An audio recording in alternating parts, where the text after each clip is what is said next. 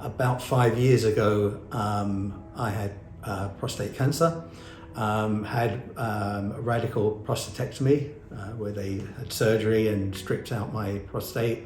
Consequence of that was I had problems with erections. Went to see the GP and urologist to try and sort the problem out there. That didn't really work.